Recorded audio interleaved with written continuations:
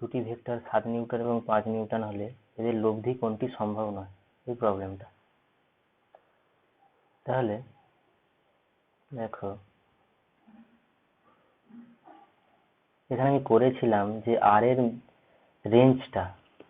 রেঞ্জটা কিনা আর ম্যাক্সিমামটা 12 নিউটন এবং আর মিনিমামটা 2 নিউটন, এটা আমরা বলেছিলাম, ঠিক আছে। এবার আর এর যে রেঞ্জটা আমরা বলেছিলাম 12 থেকে 2 এর মধ্যে, কিন্তু এইটা দেখো 2ও হতে পারে 12ও হতে পারে, ঠিক আছে। তো তাহলে 2ও সম্ভব 12ও সম্ভব, এখানে একটা ইকুয়াল সাইন আগের দিনে দেওয়া হয়নি। আর এখানে যেটা বলেছিলাম দেখো, এই যে থিটা ইজিক্যাল টু 120 ডিগ্রি আগের দিনে, তো এখানে পি ভেক্টর এবং কিউ ভেক্টর বলেছিলাম, এটাকে তা না বলে যেহেতু দুটো ভেক্টরই সমান, তাহলে আমরা দুটোকেই পি বলতে পারি। এটা হচ্ছে 120 ডিগ্রি, আর এদের যে লব্ধি সেটা হচ্ছে এই দিকে, ঠিক আছে। এটা কারণ এই লব্ধিটাও পি, এটাই আমরা করতে চেয়েছিলাম। পি সমান কিউ সমান আর, এটা হলো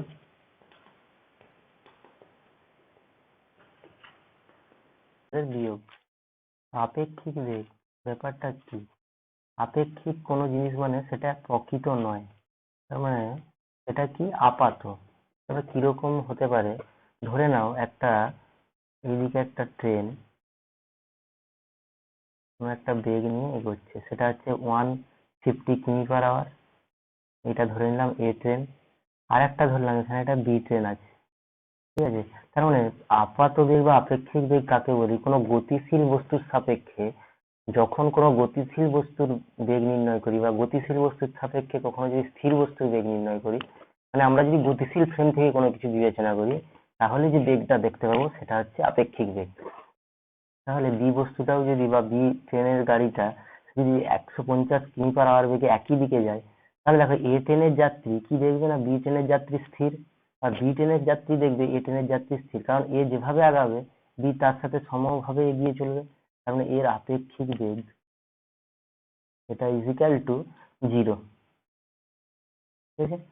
নেক্সট যেটা বলেছে 2 নম্বর, সামনের দিকে এগিয়ে যাচ্ছে এবং কোনো একটা ট্রেন বি ট্রেন 150 কিমি পার আওয়ার সামনের দিকে এগিয়ে যাচ্ছে, তাহলে তাদের আপেক্ষিক বেগ সমান কি হচ্ছে 150 মাইনাস 150।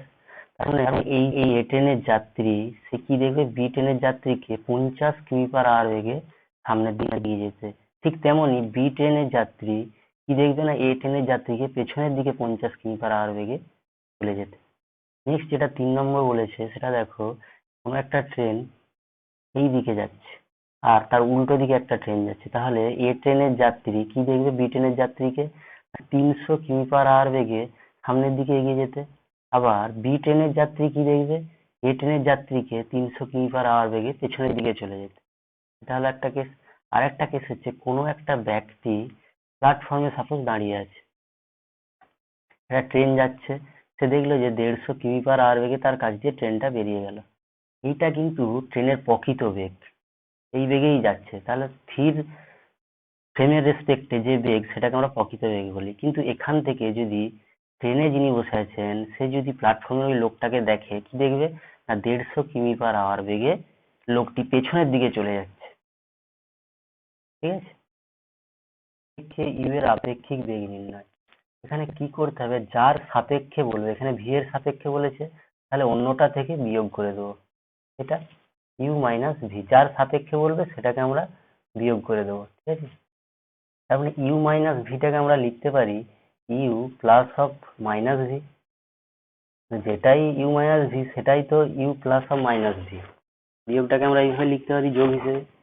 তাহলে দেখো এখানে কি করা হয়েছে, এখানে একটা ভেক্টর ইউ ভেক্টর, এখানে একটা ভি ভেক্টর, দুটো ভেক্টর পরস্পর থিটা কোণে আছে। আমরা এতক্ষণ আপেক্ষিক বেগ নির্ণয় করছিলাম, দুটোই প্যারালাল ছিল, ঠিক আছে, কোনোটা এদিকে যাচ্ছে কোনোটা তার বিপরীত দিকে যাচ্ছে, এইরকম। এখন কিন্তু তার মধ্যে একটা কোণ আছে, সেটা হচ্ছে থিটা। এখন এবারে ভিটাকে আমাকে মাইনাস ভি করতে হবে, তার মানে আমি এদিকে বাড়িয়ে দিলাম, এটা হয়ে গেল মাইনাস ভি, ঠিক আছে, মাইনাস ভি হয়ে গেল, তার মানে তার লব্ধি এখন এইটা আর। তার মানে আর এর ফর্মুলাটা কি হবে, root over of u square plus V square, যেহেতু ভিটার মড ভি সেই জন্য মাইনাস ভি লিখছি না, প্লাস 2uv cos, এই অ্যাঙ্গেলটা কত? এখন তো আর এই অ্যাঙ্গেলটা নেই, এখন হয়ে গেছে এই অ্যাঙ্গেলটা। এই অ্যাঙ্গেলটা হচ্ছে 180° মাইনাস থিটা, তাহলে 180° মাইনাস থিটা। তেমনি আমরা লিখ যে ইউ এর সাথে আলফা কোণ করছে, আর ভেক্টরটা, আর ভেক্টর ইউ ভেক্টরের সাথে আলফা কোণ করছে, সরি ইনফিনিটি হয়ে গেছে, আলফা কোণ করেছে, তাহলে কি লিখব? tan alpha that is equal to v sine 180° minus theta by u plus v sine, sorry sine নয় কস 180° মাইনাস থিটা। এখন নেক্সট যেটা আলোচনা করছি সেটা হচ্ছে ব্যক্তির সাপেক্ষে বৃষ্টির আপেক্ষিক বেগ। কারণ এখানে ব্যক্তির সাপেক্ষে বলেছে মানে আমরা আগের মতোই ব্যক্তির যে ভেক্টর সেটাকে আমরা নেগেটিভ করব। তাহলে দেখো কোনো একটা ব্যক্তি আমি ধরে নিচ্ছি এই পথে এগিয়ে যাচ্ছে, ইউ হচ্ছে তার এগিয়ে যাওয়ার দিক, রাস্তা বরাবর হাঁটছে, বৃষ্টি আসছে মাথার উপর থেকে, তার মানে বৃষ্টি উপর দিক থেকে আসছে মানে ভার্টিক্যালি নামছে, সেটা হচ্ছে ভি এর দিকটা হচ্ছে বৃষ্টির দিক। এবার আমাকে যেহেতু ইউ এর সাপেক্ষে করতে বলেছে তার মানে ইউ এনটাকে আমি বাড়িয়ে নিয়েছি, এটা হয়ে গেল মাইনাস ইউ ভেক্টর। এরপরে এদের লব্ধি বের করবো, তার মানে লব্ধি হচ্ছে এইটা, এবং এই অ্যাঙ্গেলটা আলফা, এবং দুটো ভেক্টরের মধ্যে কোণ হচ্ছে 90°, ইউ আর ভি এর মধ্যে, এবং মাইনাস ইউ আর ভি এর মধ্যেও কোণটা 90°। আরটা কি লিখছি? Is equal to U square plus V square plus 2uv cos 90°। cos 90 যেহেতু জিরো, এই জন্য U square plus V square. Tan আলফাটা কি লিখছি? U sine 90 by V plus U sine 90। cos 90 জিরো, তার মানে ইউ বাই ভি। এখানে দেখো ইউ এর মানটা যত বাড়তে থাকবে মানে ব্যক্তিটি যত দ্রুত সামনের দিকে এগিয়ে যাবে, মানে তার বেগ যত বেশি হবে তত ট্যান আলফার মানটা বেশি হয়ে যাবে, তার মানে আলফার মানটা বাড়ছে। আলফার মান বাড়লে কি হবে? এই আলফার মানটা বাড়লে তার মানে আলফাটা ক্রমশ এদিকে যাবে, মানে এই ভেক্টরটা এদিকে চলে যাবে, তার মানে দেখো এইটা আরো এদিকে চলে যাবে, আবার এইরকমটা হয়ে যেতে পারে। মানে যত আমি সামনের দিকে যাব বেশি বেগে তত কিন্তু বৃষ্টির বেগও বাড়বে, এবং বৃষ্টিটা আর সোজা আসবে না, তখন এই পথ অবলম্বন করে আসবে, এই পথ অবলম্বন করতে থাকবে, ঠিক আছে, কোনাকুনি আসবে। এই তুমি লক্ষ্য করবে যখন তুমি দাঁড়িয়ে আছো তখন বৃষ্টি মাথার উপরে পড়ছে স্ট্রেট, যখন তুমি সাইকেল চালাচ্ছ তখন দেখবে বৃষ্টিগুলো সামনের দিক থেকে কাত হয়ে হয়ে আসছে। এটাই হচ্ছে আপেক্ষিক বেগ। এটাকে যদি বলি একক ভেক্টরকে সবসময় আমরা ক্যাপ দিয়ে প্রকাশ করি, মানে এই ভেক্টরটাকে একক ভেক্টর বলি, যার মডিউলাস হচ্ছে 1, যার মডিউলাস এন ক্যাপ, যার মডিউলাসটা 1, তার মানে যে কোনো যে ভেক্টরের পরম মান 1 এবং যার মূল ভেক্টরের অভিমুখী তাকে একক ভেক্টর বলে। আমরা কিভাবে প্রকাশ করতে পারি না, এন ক্যাপ একক ভেক্টর সমান ওই অভিমুখে ভেক্টর বাই ওই ভেক্টরের মড, বা ভেক্টরটা তাহলে কি হচ্ছে যে কোনো ভেক্টরের মডিউলাস এবং ওই অভিমুখে তার একক ভেক্টর, এটা হচ্ছে রিপ্রেজেন্টেশন। এবার আমরা যে x y z coordinate system use করি 3D তে, এটা যদি এক্স হয়, এটা যদি ওয়াই হয়, এটা যদি জেড হয়, তাহলে এই এক্স ওয়াই জেড অভিমুখে একক ভেক্টরগুলি হলো যথাক্রমে আই ক্যাপ, জে ক্যাপ এবং কে ক্যাপ, ঠিক আছে, বোঝা গেল। এরপরে নেক্সট আমরা চলে যাচ্ছি স্থানাঙ্কের সাহায্যে ভেক্টরের প্রকাশ। প্রবলেমটা আমাদের আছে বা কোশ্চেনটা আছে, দেখো স্থানাঙ্কের সাহায্যে ভেক্টরের প্রকাশ। তাহলে আমরা কিভাবে স্থানাঙ্কের সাহায্যে ভেক্টর প্রকাশ করতে পারি? স্থানাঙ্ক মানে, কারণ কোনো একটা পয়েন্টে আমরা 2D প্লেন যদি হয় তাহলে তো দুটো স্থানাঙ্ক দিয়ে তাকে প্রকাশ করতে পারি। আমি ধরে নিলাম এটা এক্স অ্যাক্সিস, এটা ওয়াই অ্যাক্সিস, ধরে নিলাম এখানে একটা পয়েন্ট আছে পি পয়েন্ট, যার স্থানাঙ্ক এক্স কমা ওয়াই, যে কোনো একটা বিন্দুকে আমরা এক্স কমা ওয়াই দিয়ে লিখতে পারি 2D প্লেনে। তাহলে এই যে ও পি যদি আমি যোগ করি, তার মানে এটাকে যদি আর ভেক্টর বলি, তাহলে আর ভেক্টরকে এক্স এবং ওয়াই এর সাপেক্ষে আমি কিভাবে লিখতে পারি? আমি এখান থেকে একটা লম্ব টেনে নিলাম, এই বিন্দুটাকে ধরে নিলাম এ, ঠিক আছে। এইবার এখানে দেখো ও এ আমি বিন্দুটাকে সুবিধার্থে 5 আর 3 ধরে নিচ্ছি, পরে ইন জেনারেল লিখে নেব।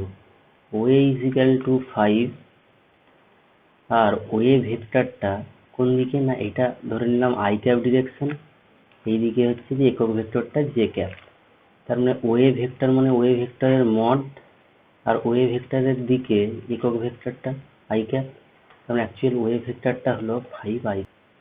তেমনি আমি যদি এপি ভেক্টরটা দেখি, মানে এটা, মানে এপি ভেক্টরের মডটা কত, সেটা হলো 3, তার মানে এপি ভেক্টরটা কত 3, ডিরেকশনটা হচ্ছে জে ক্যাপ বরাবর, ঠিক আছে।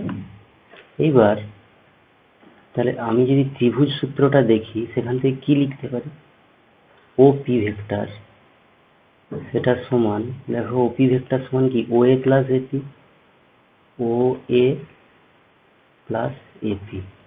এবারে আমরা এখান থেকে ওয়ে ভেক্টরটা জানি আর এখান থেকে এপি ভেক্টরটা জানি, আমরা সেটা লিখবো, that is equal two 5i cap plus 3j cap, হয়ে গেল। তারপরে আমরা এখানে আর ভেক্টরটা পেয়ে গেলাম।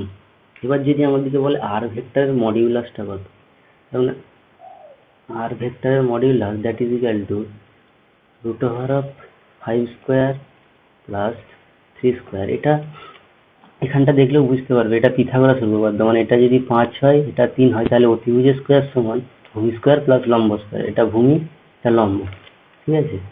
তার মানে অ্যাকচুয়াল আমি যদি আর ক্যাপটা নির্ণয় করতে চাই, ঠিক আছে, আর ক্যাপটা কোনটা, এখানে দেখো আর ক্যাপটা ডিরেকশন হচ্ছে, এখানে দেখাচ্ছি, এইটা হচ্ছে আর ক্যাপের ডিরেকশন, ঠিক আছে।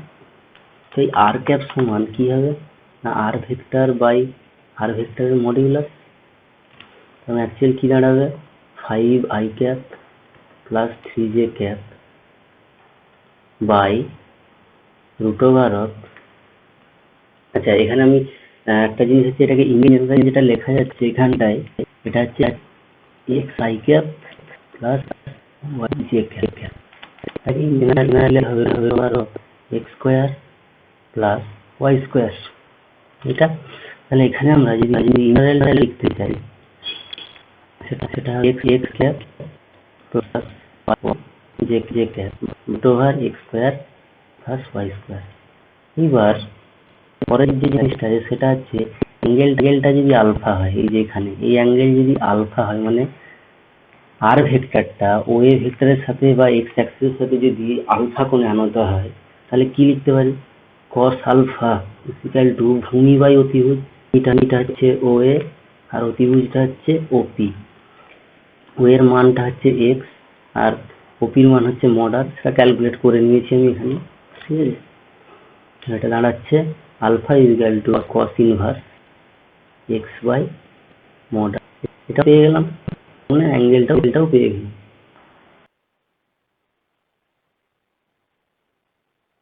সো নেক্সট যেটা আছে, এটা আমরা 2D প্লেনের জন্য করলাম, মানে একটা পয়েন্ট যদি কোনো প্লেনে থাকে সেটার জন্য করলাম। এবারে যদি পয়েন্টটা 3D প্লেনে থাকে, মানে কোনো একটা স্পেসে পয়েন্টটা আছে, সেক্ষেত্রে আমাকে 3টে কোঅর্ডিনেট ইউজ করতে হয়, একটা এক্স, একটা ওয়াই আর একটা জেড।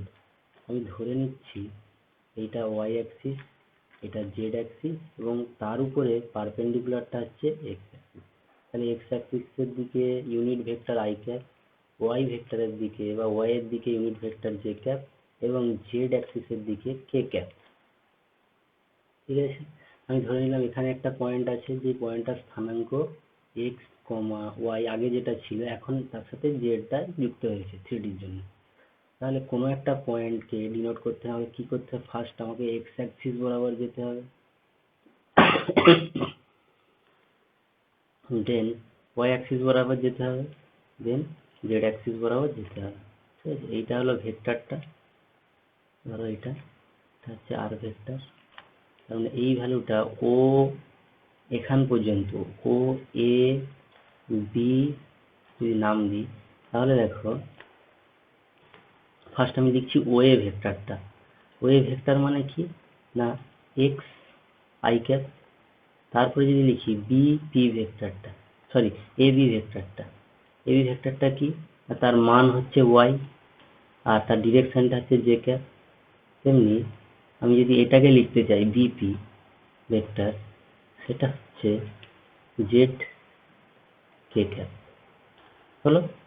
এবার এখানে লিখেছি যে বহুভুজ সূত্র থেকে আমরা করতে পারি ওপি ইজ ইকুয়াল টু, বহুভুজটা আমি একটু পরে বলছি, তোমার সাথে একটু জেনে রাখো যে বহুভুজ ত্রিভুজের সূত্রের সাহায্যে এইভাবে অ্যাড করা যায় ভেক্টরগুলো এ বি প্লাস বি, ঠিক আছে?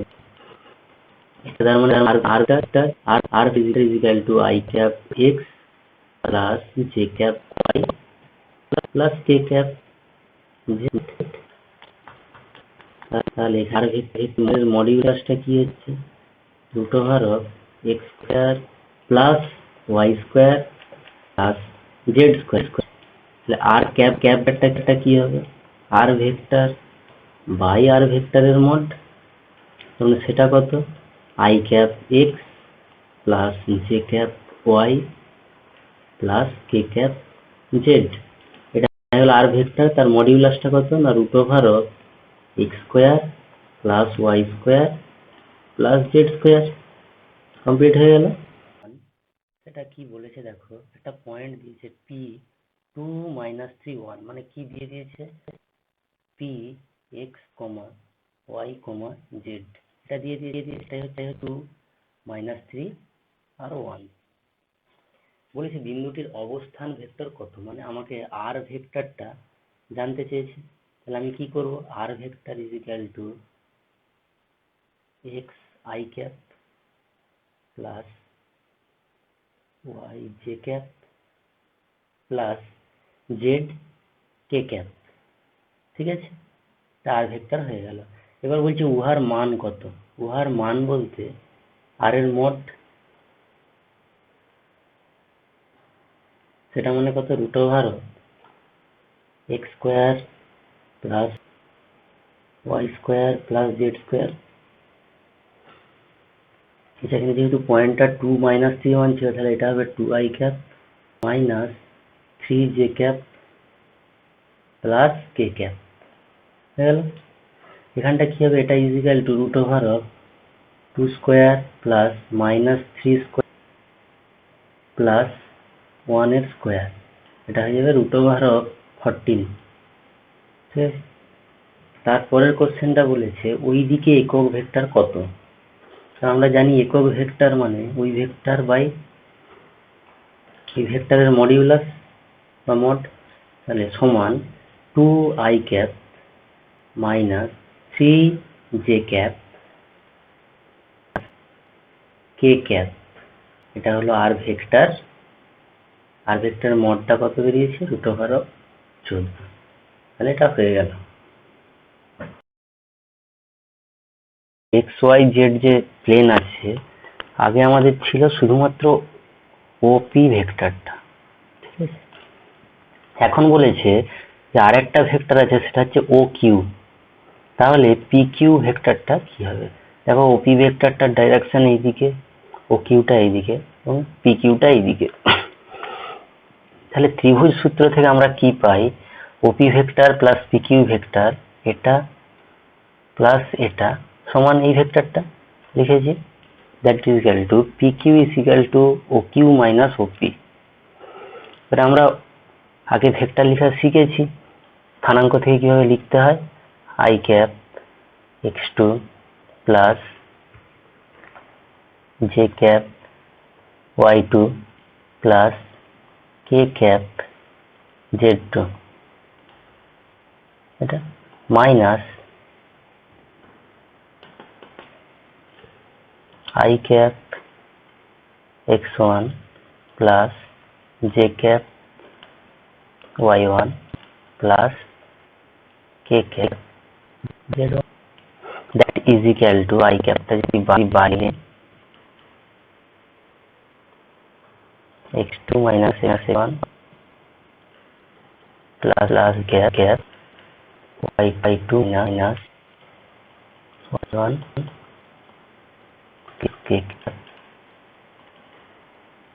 cap z minus z1। তাহলে হলো ভেক্টরটা, হয়ে গেল পিকিউ ভেক্টরটা। পিকিউ ভেক্টরের মডিউলাসটা কি হবে? That is equal to root over of এই যে সহগ আছে এগুলো square, x2 minus x1 square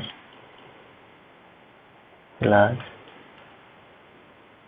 y2 minus y1 তার square plus z2 minus z1 তার স্কোয়ার। কমপ্লিট। এক্সারসাইজটা রয়েছে এক্সারসাইজ 2। প্রশ্নটা দিয়েছে দেখো, একটা এ বিন্দু স্থানাঙ্ক দিয়েছে এবং বি বিন্দু স্থানাঙ্ক দিয়েছে। আগের থেকে সেটা করলাম, তাহলে প্রশ্নগুলির উত্তর দিতে বলেছে। কি কি না, বিভিন্ন প্রশ্ন, অবস্থান ভেক্টর, ভেক্টরের মান, ভেক্টরটা তার মড, তার ইউনিট ভেক্টর, বিয়ে ভেক্টর, অনেক কিছুই নির্ণয় করতে দিয়েছে। তো আমি ক্যালকুলেশন গুলো দেখাচ্ছি। দেখো, আমার যেটা সাপ্লাই আছে সেটা হচ্ছে এ পয়েন্টার 2 -3 1 আর বি পয়েন্টার 2 4 -4, এইটুকু।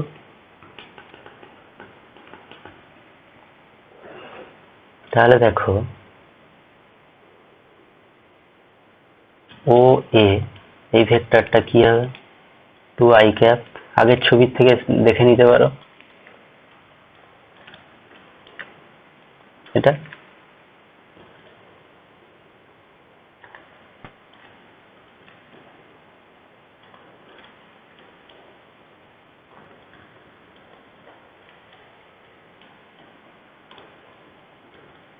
এটা ওবি।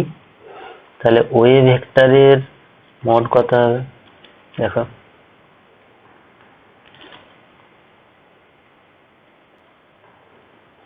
প্লাস -3 স্কোয়ার প্লাস 1 এর whole square, that is equal to √14। এবার যদি বলে যে ওবি ভেক্টরের মডিউলাসটা কত,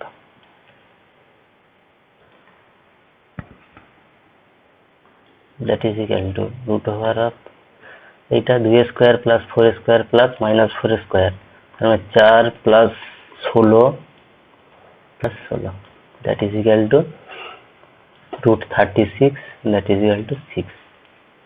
এবার এবি ভেক্টরটা কত হবে? এটা minus O A vector.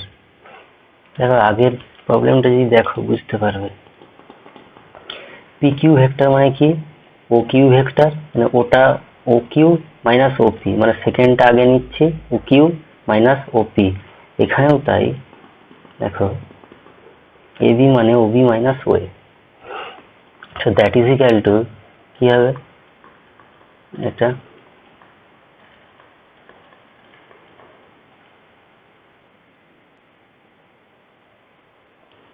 Minus 2i cap minus 3j cap plus k cap.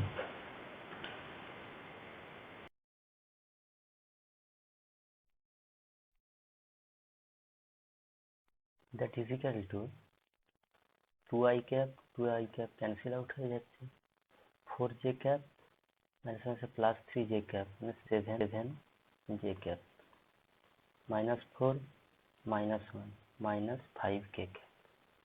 তাহলে এবি ভেক্টরটা আমরা পেয়ে গেলাম। তাহলে এবি ভেক্টরের মড সেটা কত?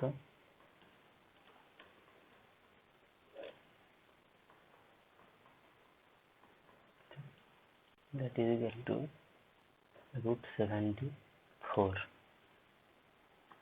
এবি ভেক্টর, এদিকে ইউনিট ভেক্টরটা কত? এবি ভেক্টর বাই এবি ভেক্টরের mod equal 7j cap 5k cap by √74। এরপরে যেটা বলছে বি এ ভেক্টর সমান, আমরা কি লিখবো? O A vector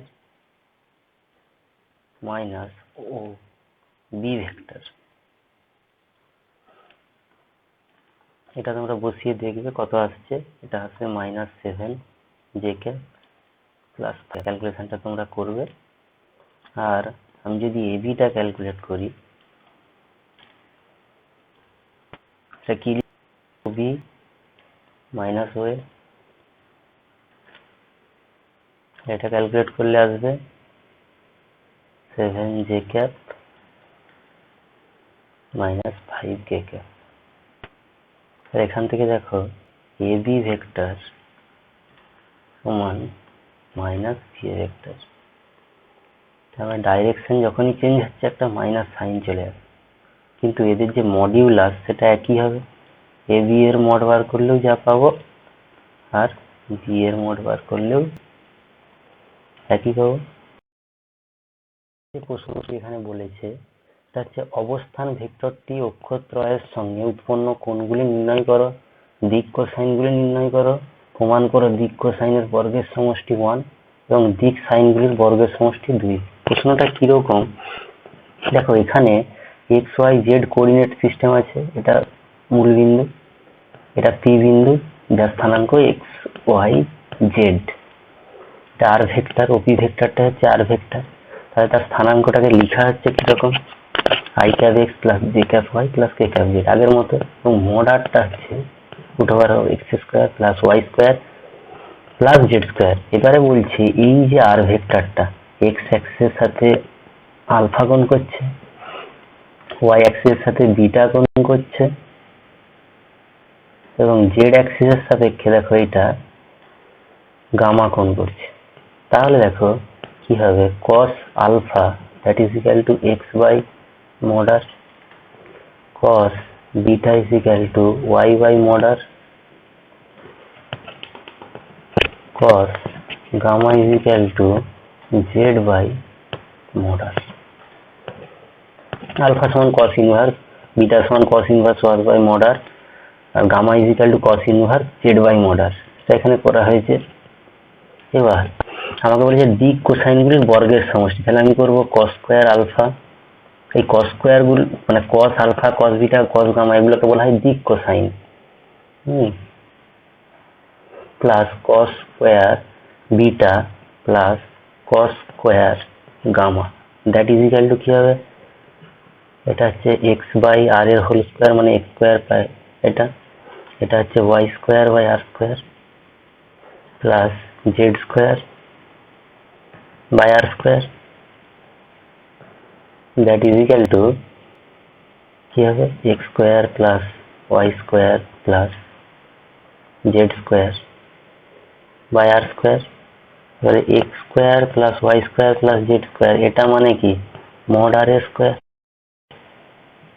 r square মানেই mod r square, তাহলে এটা হয়ে গেল 1। তার মানে cos square alpha plus cos square beta plus cos square gamma এটা হয়ে গেল 1। তারপরে কি করতে পারি, আমি cosটাকে লিখতে পারি 1 মাইনাস সাইন স্কয়ার, তাহলে 1 minus sine square alpha plus 1 minus sine square beta plus sine square gamma that is equal to 1। মানে এটা হচ্ছে cos square alpha, cos square beta, cos square gamma, তাহলে sine square alpha plus sine square beta plus sine square gamma that is equal to 2। এটাই proof করতে বলেছে। এই প্রবলেমটা হচ্ছে আমরা আগের যে থিওরিটা করলাম সেই বেসিসে হবে। কি বলেছে, পি একটা পয়েন্ট বলে দিয়েছে যার স্থানাঙ্ক 3 মাইনাস 2 1। এবারে বিভিন্ন জিনিসগুলো বার করতে বলেছে। কি বার করতে বলেছে দেখো, এই ভেক্টরটা অবস্থান ভেক্টর বলি আমরা এটাকে, এটা ক্যালকুলেট করতে বলেছে। সেটা সমান কি 3i cap minus 2j cap plus k cap, এখান থেকে লিখে দিতে পারি, তার মডিউলাসটা বের করলাম। এবার আমরা আগের প্রবলেমটাই দেখেছি cos আলফা সমান x বাই mod r, এখানে x টা হচ্ছে 3, mod r টা হচ্ছে রুট ওভার 14, তার মানে আলফা 3 বাই রুট 14।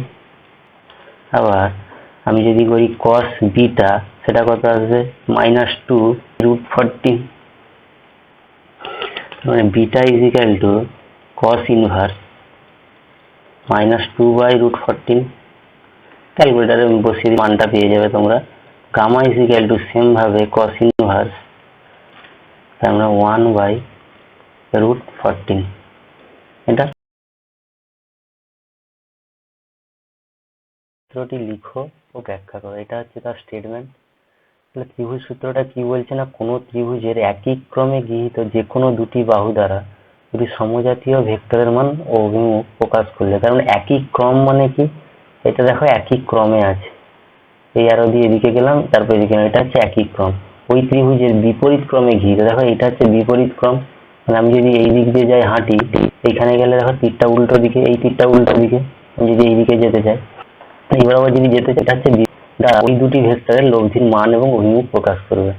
তাহলে AC is equal two AB plus BC, মানে R is equal two P plus Q। ঠিক আছে, তো তোমরা বলতে পারো যে আমি তো সামান্তরিক সূত্র আগে আলোচনা করেছি, ত্রিভুজ সূত্র অনেক অ্যাপ্লিকেশন করে ফেললাম, তাহলে এখন কেন ত্রিভুজ সূত্রটা বলছি? সেটা একটা কারণই, যে এখানে একটা ইম্পর্টেন্ট জিনিস আছে। দেখো স্কেলার কাকে বলি? যার মান আছে কিন্তু দিক নেই। ভেক্টর কি বলেছি না, যার মান আছে এবং দিক আছে। এর সাথে আরেকটা জিনিস তোমার দিকে যোগ করতে হবে ভেক্টরের ক্ষেত্রে, যে রাশির মান এবং দিক আছে এবং যারা এই ত্রিভুজ যোগ মানে সামান্তরিক সূত্র বা ত্রিভুজ সূত্র মেনে চলে, মেনলি ত্রিভুজ সূত্র মেনে চলে, তাদেরকেই ভেক্টর বলবো। একটা ভেক্টর রাশি মানে একটা রাশি যার মান আছে দিক আছে কিন্তু সে ত্রিভুজ সূত্র মেনে চলে না, ভেক্টর যোগের ত্রিভুজ সূত্র মেনে চলে না, ঠিক আছে, সূত্র মেনে চলে না, তাকে কিন্তু আমরা ভেক্টর বলবো। মান থাকুক এবং দিক থাকুক, ঠিক আছে, তাহলেও তাকে আমরা ভেক্টর বলবো না, ত্রিভুজ সূত্র মানতেই হবে ভেক্টর হতে হলে। এরকম একটা উদাহরণ যদি আমরা দিই, দেখো কারেন্ট মানে I, এটাকে বলি প্রবাহ। দেখো এইটার কিন্তু মানও আছে, আর I এর একটা মান আছে কত অ্যাম্পিয়ার কারেন্ট যাচ্ছে, আবার এর একটা দিকও আছে, মানে কারেন্টটা একদিক থেকে অন্য দিকে যাচ্ছে, পজিটিভ টু নেগেটিভ আমরা আঁকি, ব্যাটারির পজিটিভ প্রান্ত থেকে নেগেটিভ প্রান্তের দিকে যাচ্ছে, তার মানে এটার তো মানও আছে দিকও আছে, এই যে I প্রবাহ মাত্রা। কিন্তু এটা ভেক্টর নয়, কারণ এই রাশিটি ত্রিভুজ সূত্র মেনে চলে না। বুঝতে পারলে তফাৎটা? ত্রিভুজ সূত্র মেনে না চললে তাকে আমরা কখনোই ভেক্টর বলতে পারবো না, তার যতই মান এবং দিক থাকুক। তাহলে ভেক্টরের যখন ডেফিনিশন লিখবে অবশ্যই এটা লিখে দিবে যে রাশি ত্রিভুজ সূত্র মেনে চলে তাকেই ভেক্টর বলবো।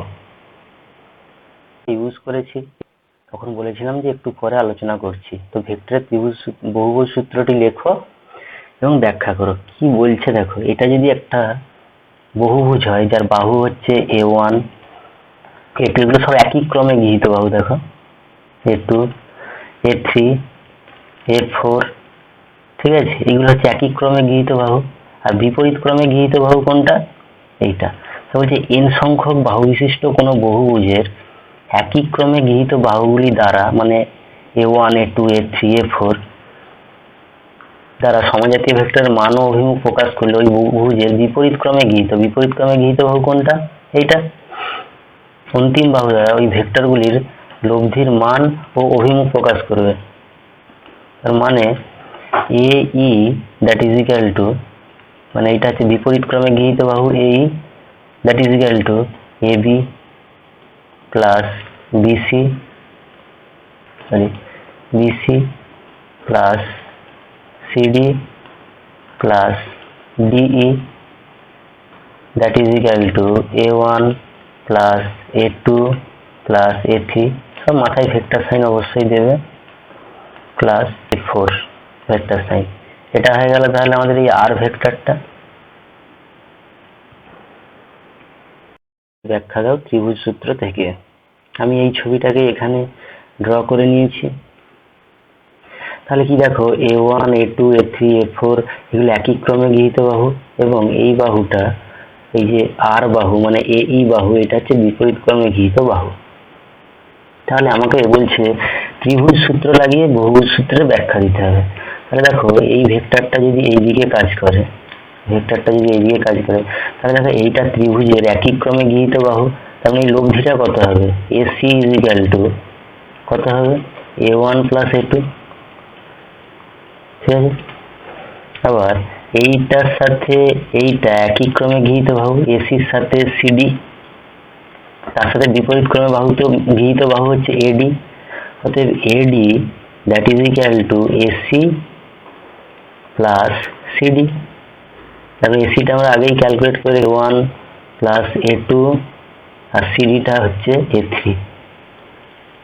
পরেরটা যদি করি, এখানটা দেখো AE that is equal to AD plus DE.